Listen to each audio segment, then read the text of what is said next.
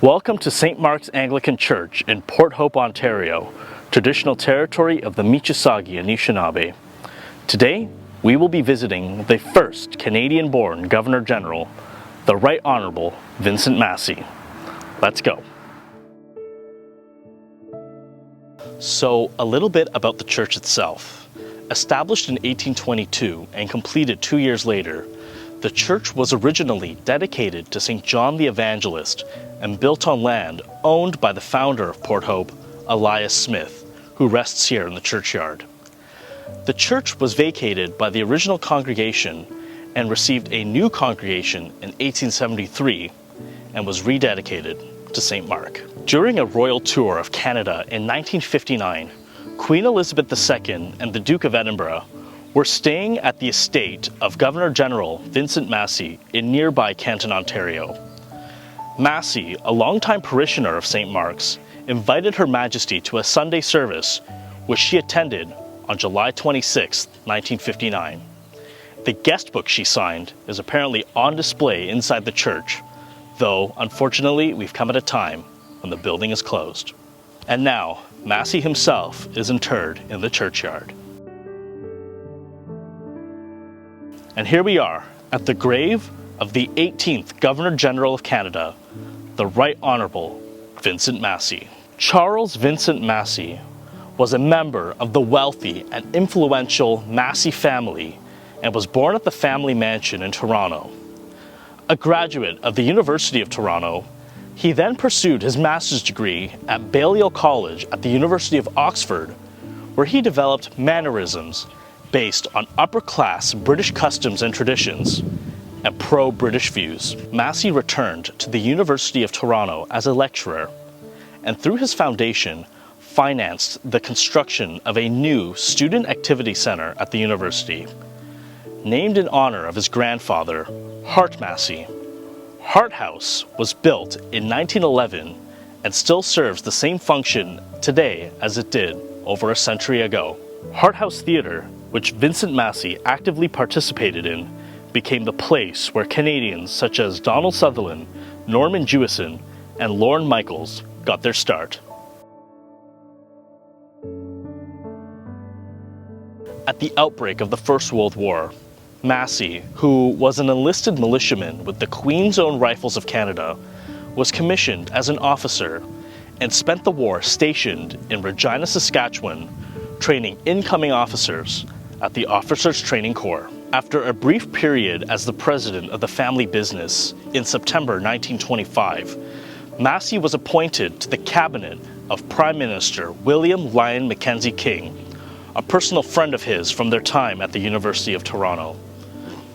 But Massey's time in politics wouldn't last, as both Massey and Prime Minister King would be defeated in the 1925 election a month later. But King returned as Prime Minister within the year and named Massey the first Canadian ambassador to the United States. And he would be the very first diplomatic envoy Canada would ever send to a foreign country, since up to that point, Canada had been represented internationally by the respective British High Commissioner. Massey served in Washington for 4 years and returned to Canada in 1930. Prime Minister King was about to name Massey the Canadian High Commissioner to the United Kingdom, but was defeated in the 1930 election to the new Prime Minister R.B. Bennett. But 5 years later, King was Prime Minister once more and finally named Massey the Canadian High Commissioner to the UK in 1935, a posting that aligned well with Massey's pro-British views. During his time as High Commissioner, Massey's first crisis was the death of King George V and the abdication crisis of 1936. Then, with the expansionism of Germany in Europe, Massey actively supported appeasement and avoiding conflict with Germany.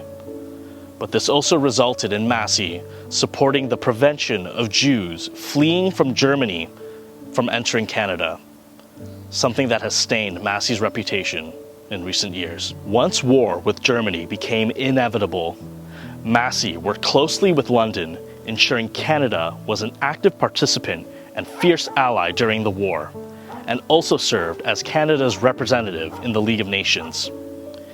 It should be noted, Massey's son, Hart, served as a Spitfire pilot during the war. Massey's tenure in London ended after the war in 1946, having served 11 years in the role, and returned to Canada. Back home, Massey continued his keen interest in developing the arts, which had persisted during his time in the UK, serving as a trustee for the Tate Gallery in London. In Canada, Massey served as chairman for the National Gallery of Canada and as chancellor for the University of Toronto. Sadly, Massey's wife of 35 years, Alice, whom he had been with since their time at the University of Toronto, passed away in 1950 at the age of 71. Heartbroken, just 2 years later, he got the call from Prime Minister Louis Saint Laurent that he was to be the next Governor General of Canada. Since Confederation, Canada's Governor General had always been a member of the British nobility. Thus, Massey's appointment was a major break from tradition that made him the very first Canadian-born Governor General. Ever since Massey's appointment, every Governor General of Canada to this day has been Canadian. However, 5 days after Massey's appointment, King George VI passed away in February 1952. With the ascension of Queen Elizabeth II, Massey became her first of 13 representatives in Canada during her 70-year reign. In his time as Governor General, Massey continued to promote Canadian arts and its diverse cultures. He extensively toured the Canadian Arctic, spending time with the Inuit, even learning how to dog sled. Despite his pro-British views, Massey worked to promote English and French bilingualism in Canada years before it became official policy. Interesting to note, Massey's son Lionel served as secretary to the Governor General, his own father. Lionel's wife, Lilias, served as chatelaine of Rideau Hall, a role which is usually filled by the viceregal consort, but had been left vacant since Vincent Massey was a widower. His viceregal service ended in 1959, and he retired to his home in Canton. In recognition of his service, the Queen considered knighthood for Massey, but instead bestowed the Royal Victorian Chain, the first of only 2 Canadians to receive the honor. In his retirement, Massey kept up with his philanthropic activities with the Massey Foundation, and once again made a major contribution to the University of Toronto and financed a new graduate college completed in 1963 and named Massey College in his honor. In 1967, Canada's centennial year, Massey was among the first inductees to the newly established Order of Canada. Though a few months later, while vacationing in the UK, where he had spent many years, Massey passed away on December 30th, 1967, in London, England, at the age of 80. Massey was repatriated and accorded a state funeral as a former representative of the Canadian Crown, and was laid to rest beside Alice here at St. Mark's.